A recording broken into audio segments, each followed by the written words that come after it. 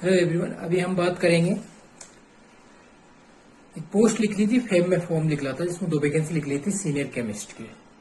RFCL है ना, Rama Gundam post है, नोएडा के अकॉर्डिंग डिपार्टमेंट है, उसके सीनियर लेबोरेटरी सेक्शंस में सीनियर केमिस्ट की पोस्ट थी।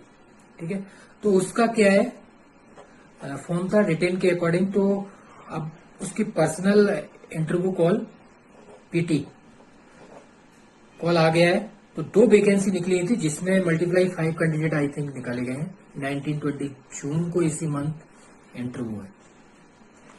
तो और लोगों का, कई लोगों से कांटेक्ट हुआ है, तो उसी के अकॉर्डिंग जो इंटरव्यू की तैयारी कर सकते हैं वो इंटरव्यू की तैयारी कीजिए आप, क्योंकि टाइम कम है, आपको पता ही है।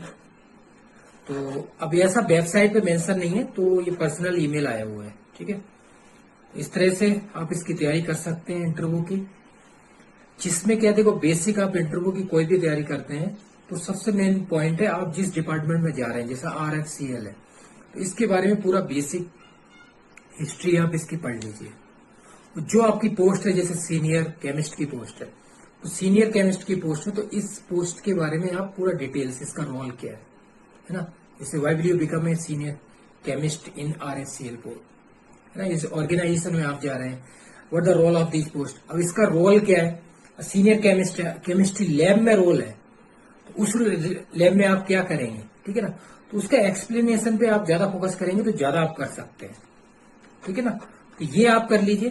बाकी बेसिक आप इंटरव्यू कोई सा भी देते हैं तो उसमें सबसे मेन बेसिक रहता है आपका नेम।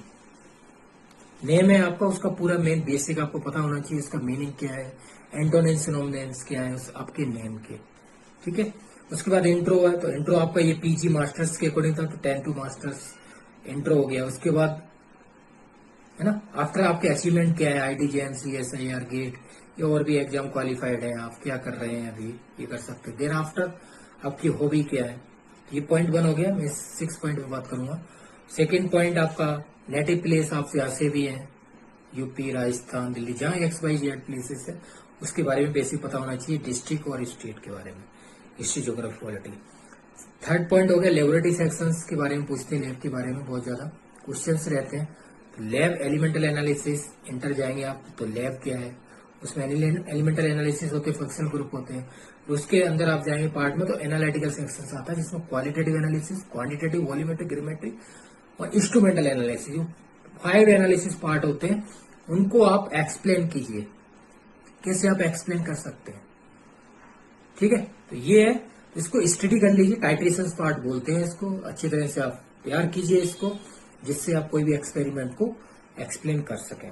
ठीक है, 4 पॉइंट है, आपने जहां से भी MSc की है, सेंट्रल से या IIT NIT से करते हैं, तो आपको MSc 4th सेमेस्टर में प्रोजेक्ट मिलता है। बाकी स्टेट यूनिवर्सिटी बहुत सी, वहां पे नहीं मिलता प्रोजेक्ट। तो वो प्रोजेक्ट क्या है, उसका टॉपिक क्या है, उसके यूजेस क्या है, उसके एडवांटेज डिसएडवांटेज क्या है, the beneficial of this society क्या है, उसकी लिमिटेशंस क्या है, उस टॉपिक को डीप में पढ़िए। ठीक है, 4 पॉइंट।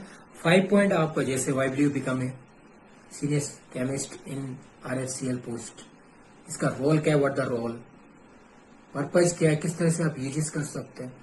तो ये चीजें है आपके लिए। ठीक है,